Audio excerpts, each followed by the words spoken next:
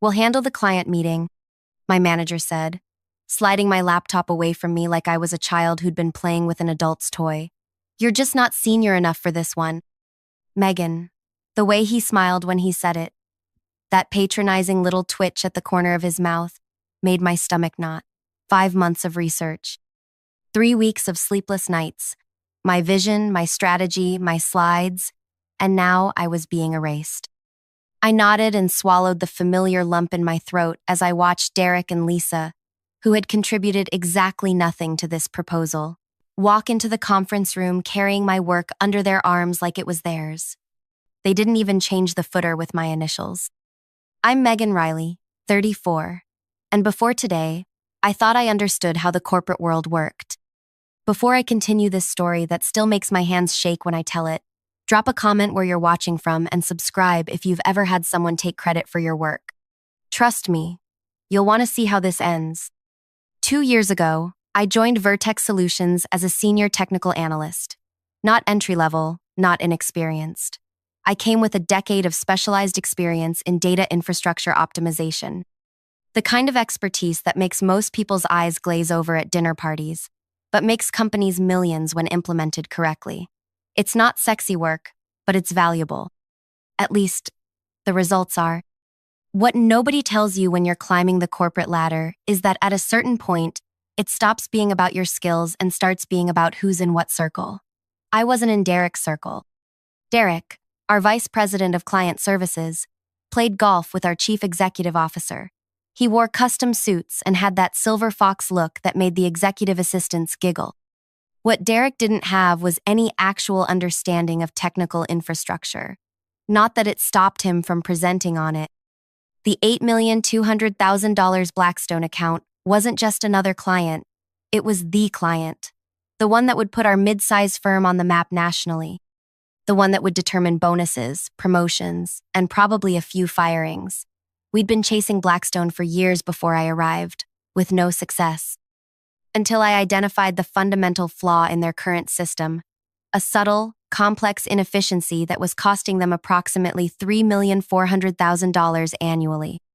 I found it buried in their operational data, the kind of problem you only spot if you've spent years learning what anomalies to look for. This is good, Megan. Really good.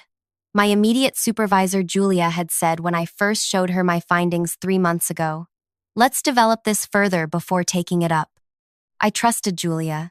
She was the only female director in our division, the one who'd hired me.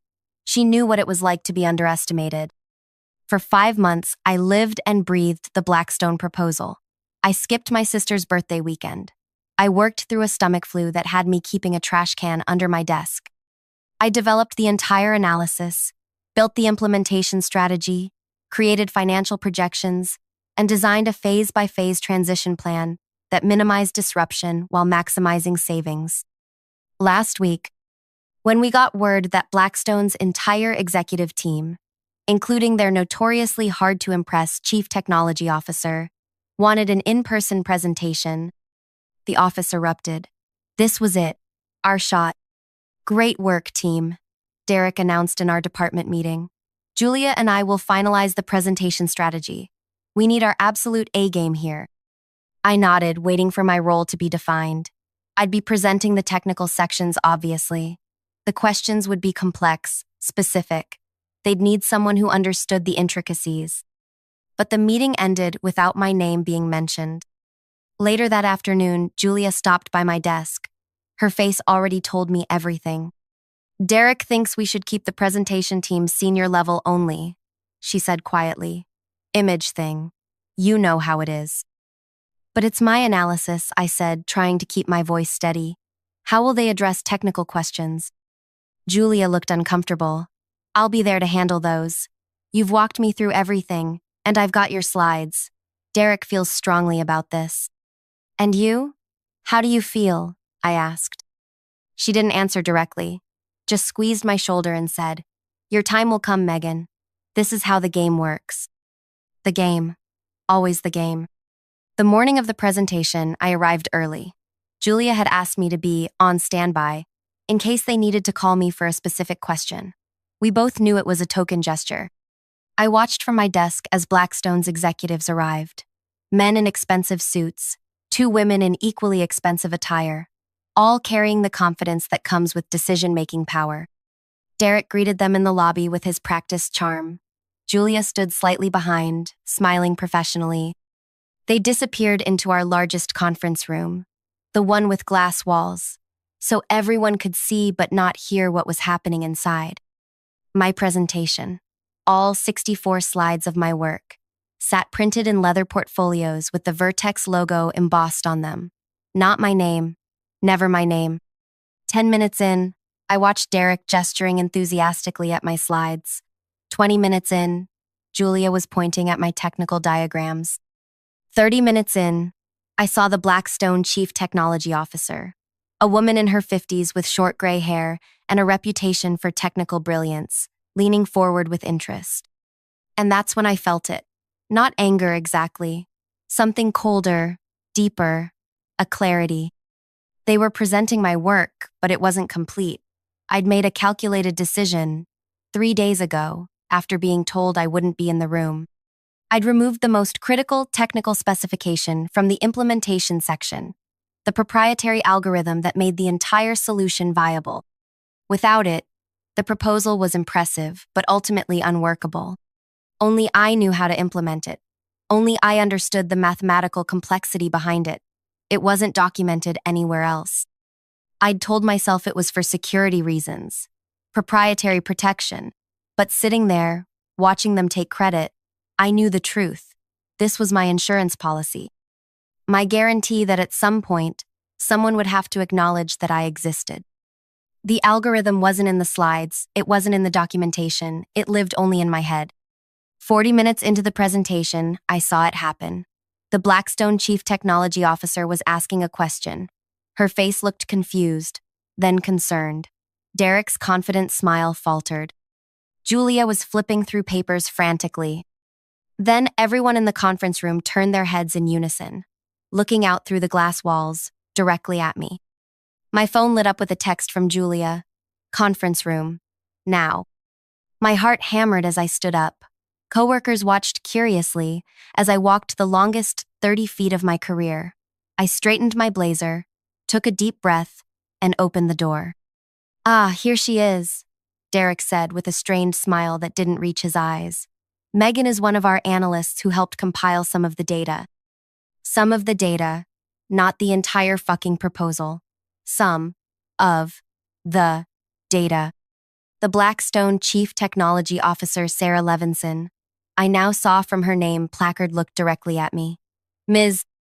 Riley, your colleagues seem unable to explain the specific algorithm that would prevent data corruption during the transition phase. The concept is outlined here.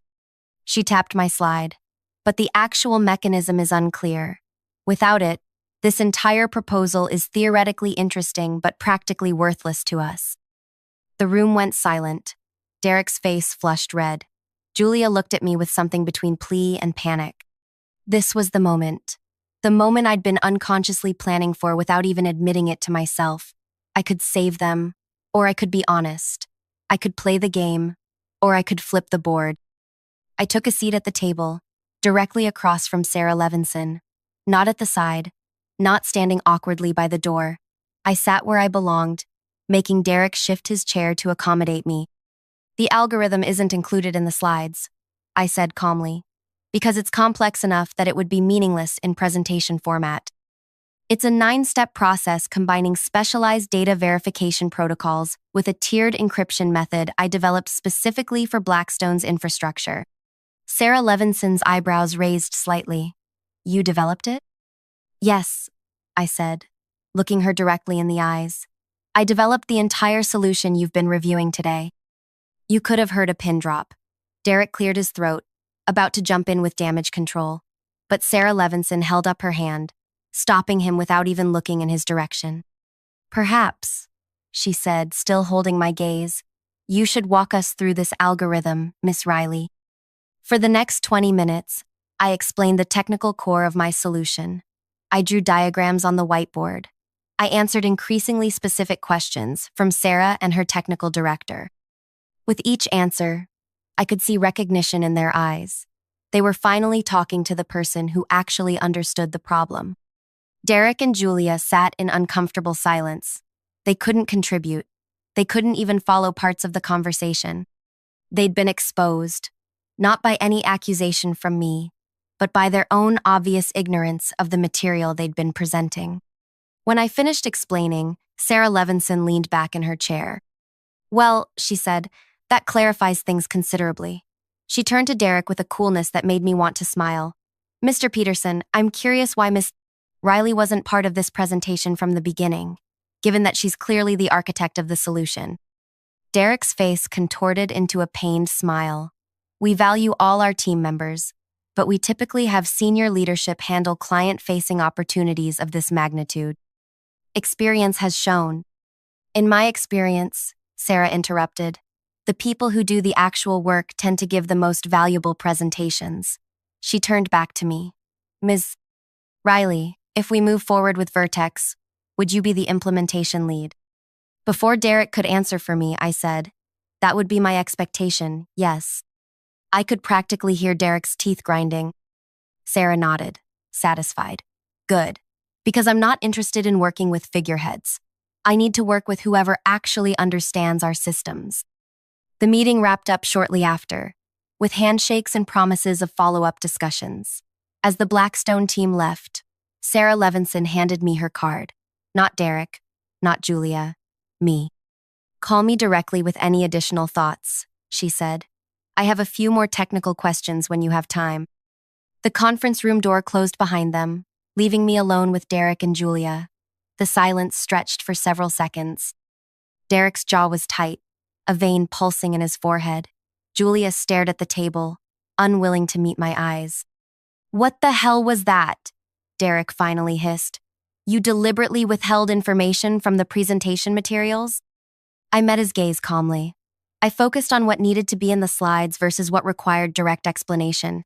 It was a judgment call. "A judgment call?" His voice rose sharply before he caught himself, glancing at the glass walls. "You made me look like an idiot in there." "I did my job," I replied. "I solved Blackstone's problem. Isn't that what we're paid to do?" Derek slammed his hand on the table. "You think you're clever, don't you? You think this little stunt helps your career?" "I think this little stunt just saved the biggest pitch in company history," I replied, my voice steady despite my racing heart. "Would you have preferred I let you fumble through an answer you didn't have?" Julia finally looked up. "Megan, you should have told us about the algorithm beforehand. We could have prepared." The betrayal in her voice, like somehow I was the one who had wronged her, made something snap inside me. "Prepared how, exactly?" I asked, gathering my notes. "By having me write out the explanation so one of you could present it? Or would you have finally let me in the room if you'd known you couldn't do it without me?" Neither answered. They didn't need to. We all knew the truth. I stood up to leave, but Derek blocked my path. "This isn't over, Megan. Not by a long shot." I looked him directly in the eye. "You're right about that." Walking back to my desk felt surreal. Colleagues glanced up with curious expressions. Nobody knew exactly what had happened, but they sensed the shift in atmosphere. Power has a way of changing the air around it. My computer pinged with a calendar invite. An emergency meeting with Human Resources and our Chief Executive Officer, scheduled for afternoon 4:30 p.m. The subject line simply read, "Conduct Review." 3 hours. That's how long it took for Derek to mobilize against me. I wasn't surprised. Wounded egos are dangerous things, especially in men not used to being challenged. But I wasn't the same person who'd walked into that conference room an hour ago. Something had changed, solidified inside me. I spent those 3 hours documenting everything. Every email where I'd updated the team on my progress. Every meeting where my contributions were noted. Every instance where I had specifically developed aspects of the proposal that Derek and Julia later presented as their own. I printed copies and saved digital backups to my personal email. At afternoon 4:28 p.m., I walked into our Chief Executive Officer's office. Richard Barnes was there, along with Derek, Julia, and Vanessa from Human Resources. Richard had built Vertex from nothing 20 years ago. He had a reputation for being tough but fair. I was about to test that reputation. Megan, take a seat, Richard said, his face unreadable. We need to discuss what happened today with Blackstone. I sat down, placing my folder of documentation on the table in front of me. I agree. Derek jumped in immediately. Richard, she deliberately sabotaged the presentation. She withheld critical information to make the rest of us look incompetent. Is that true, Megan? Richard asked. I took a deep breath. What's true is that I developed the entire Blackstone proposal over 5 months. What's true is that 3 days ago, I was told I wasn't senior enough to present my own work. What's true is that the algorithm in question is complex enough that it couldn't be adequately explained in slide format. It needed direct explanation from the person who developed it. Derek started, but Richard held up his hand. Let her finish. I opened my folder. I have here every email, every meeting note, every draft that shows my role as the primary architect of the Blackstone proposal. I also have documentation showing that neither Derek nor Julia contributed substantively to the technical solution or strategic approach. They were presenting work they couldn't explain because they didn't create it. Vanessa from Human Resources looked uncomfortable. Julia stared at her hands. Derek's face had turned an alarming shade of red. Are you threatening us? Derek demanded. I'm establishing facts, I replied calmly. The fact is, I found Blackstone's inefficiency. I developed the solution. I created the implementation plan. And today, I saved the presentation when the questions got too technical for either of you to answer. Richard leaned back in his chair, studying me with new interest. Why didn't you include the algorithm in the slides, Megan? Let's be honest here. The room went quiet. This was the moment of truth.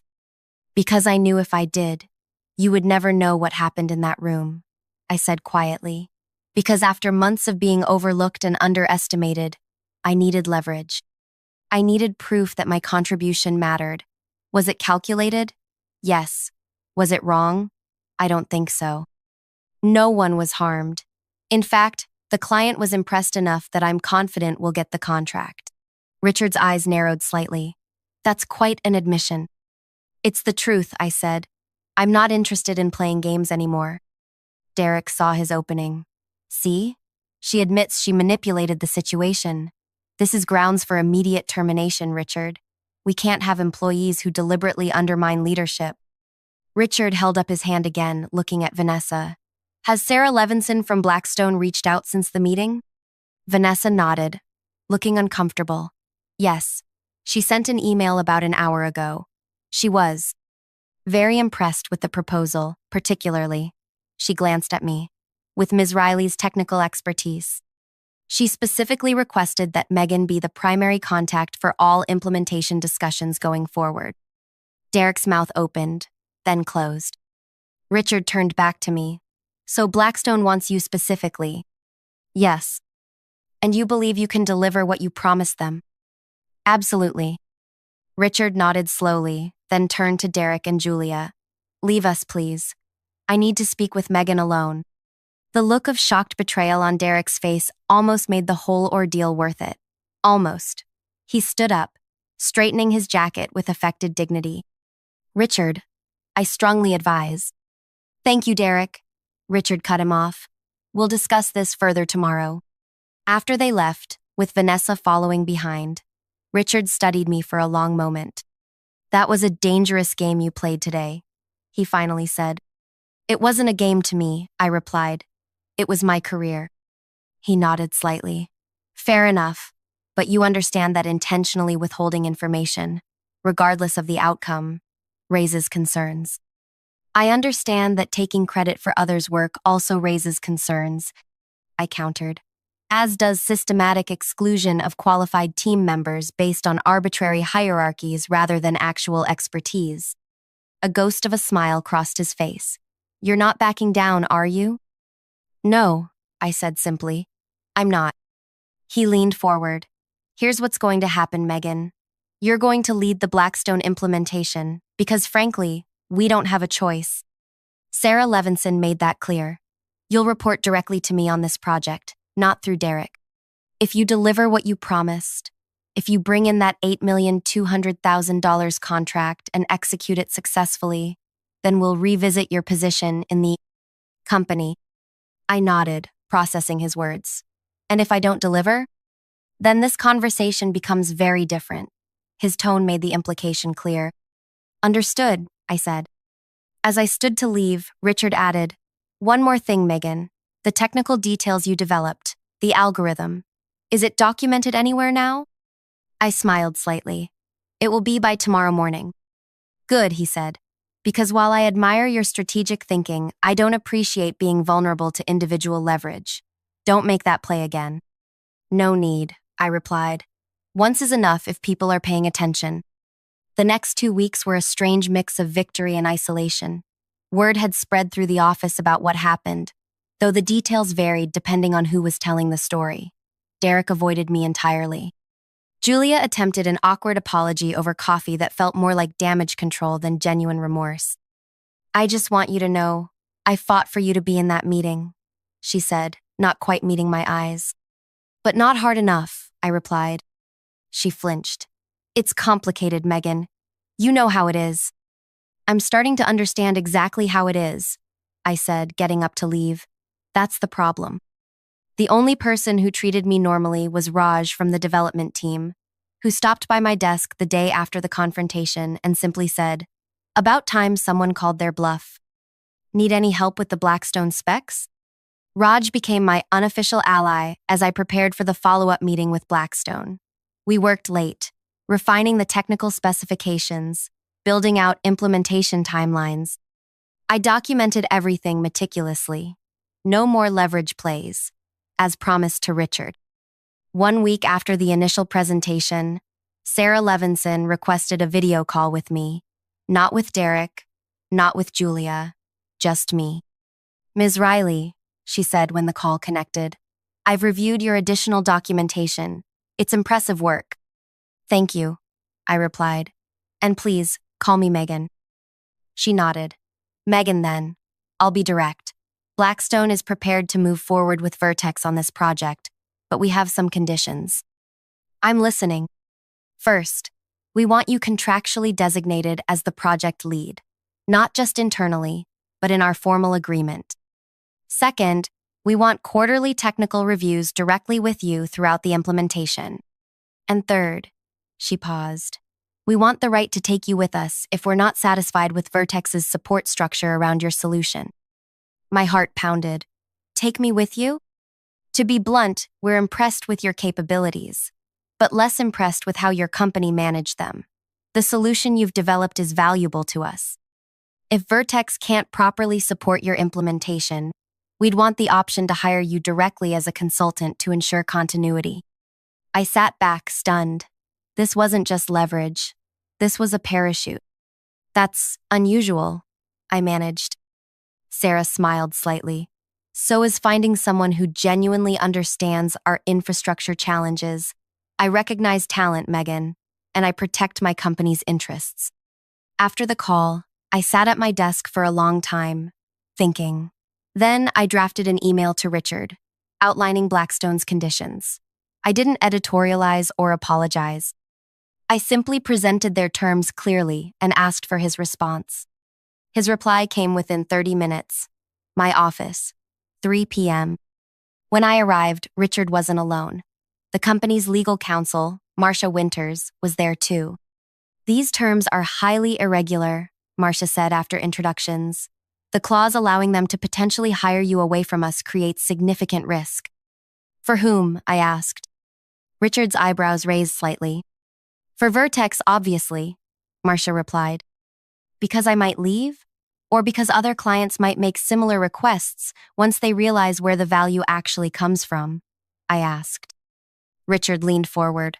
"What exactly are you saying, Megan?" "I'm saying that Blackstone has recognized something that Vertex hasn't. They see that technical expertise deserves direct client access and proper credit. They're willing to put that in a contract because they value what I bring to the table." I paused. "The question is, does Vertex?" Richard and Marcia exchanged glances. "We value all our employees," Richard began. "Then prove it," I interrupted. surprising even myself with my boldness.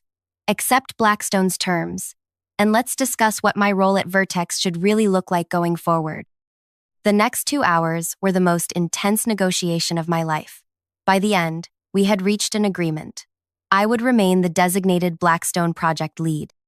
I would be promoted to technical director, reporting directly to Richard. And this was the part that made Marcia nearly walk out. I would receive a percentage of the Blackstone contract value as a performance bonus. This sets a dangerous precedent, Marcia warned as we finalized the terms. It sets the right precedent, Richard countered, surprising me. We recognize and reward the people who create value. He looked at me with newfound respect. Just make sure you deliver, Megan. I will, I promised. When I left Richard's office, I felt lightheaded. In the span of 2 weeks, I'd gone from being sidelined to securing a promotion, a raise, and a direct line to our chief executive officer. All because I'd finally stopped accepting the unacceptable. The following Monday, Richard called an all-hands meeting to announce the Blackstone contract, all $8,200,000 of it, officially signed. He also announced my promotion to technical director and my role leading the implementation team. I stood near the back, watching Derek's face as Richard praised my innovative solution and technical leadership. His expression was a rigid mask, eyes burning with barely contained rage. Julia clapped politely, a tight smile fixed on her face. After the meeting, as people dispersed, Derek approached me for the first time since our confrontation. "Congratulations," he said, the word like acid on his tongue. "Quite the coup you've pulled off." "It wasn't a coup, Derek," I replied. "It was a correction." He leaned closer, dropping his voice. "Don't get comfortable. This company has a long memory." I smiled, not backing away. "So do I. And unlike some people, I document everything, including this conversation." His eyes widened slightly, and I continued. "My first act as technical director will be reviewing all ongoing projects for proper attribution and credit. I think Richard will find it very interesting to see who's actually doing the work around here versus who's taking credit for it." Derek stepped back, reassessing me like he was seeing me for the first time. "This isn't over," he said, but the threat sounded hollow now. "You're right about that," I agreed. "It's just beginning." 6 months later, I sat across from Sarah Levinson in Blackstone's headquarters, presenting the successful first phase results of our implementation. The projected savings had actually exceeded our estimates by 7%. "I'm impressed, Megan," Sarah said. "Your team has delivered exactly what you promised." My team. The word still felt strange sometimes. After my promotion, I'd built a technical implementation group from scratch, bringing in Raj and 3 other talented analysts who had been similarly overlooked. We worked directly with clients. No figureheads, no filtering of credit. Derek had eventually been reassigned to a special projects role that everyone recognized as a demotion. Julia had made awkward attempts at allyship once my star began rising, but I kept our relationship strictly professional. Some bridges can't be rebuilt once they're burned. As for me, I'd changed too. I spoke up more in meetings. I insisted on proper credit for my team members. I mentored junior women in the company, making sure they knew their worth from the beginning. The day after the successful Blackstone review, Richard called me into his office. "2 more companies have reached out, asking specifically for you and your team," he said, sliding contracts across the desk. "Combined value of approximately $12 million if we land them both." I smiled. "We'll land them." He nodded, studying me. "You know, when you pulled that stunt in the Blackstone meeting, I nearly fired you on the spot." "I know. But then I realized something. You weren't being insubordinate for its own sake. You were fighting to be recognized for your actual value." He leaned back. This company needed that wake-up call. I thought about how my life had changed in 6 months, the respect I'd earned, the team I'd built, the systems I'd helped change. "Not just this company," I said. "I needed it too." That night, I sat on my balcony, looking out at the city lights, thinking about how differently things could have gone, if I'd stayed quiet, if I'd played by the old rules, if I'd accepted being erased. One small decision, To remove that algorithm from the slides had changed everything. Not because it was calculated or manipulative, but because it forced the truth into the open. Sometimes that's all it takes. One moment of refusing to be invisible. I still have Sarah Levinson's card in my wallet. I never needed to use the escape hatch she offered, but knowing it was there gave me the courage to fight for my place instead of running. Sometimes, the best revenge isn't escaping the system that tried to diminish you. It's transforming it into one that recognizes your true worth. So if you're watching this and you've ever been sidelined, overlooked, or had your work stolen, know that you have more power than you realize. The truth has a way of demanding to be heard. You just have to be brave enough to let it speak. What's your story? Have you ever had to fight to be recognized for your work? Drop a comment below. I want to know I'm not alone in this.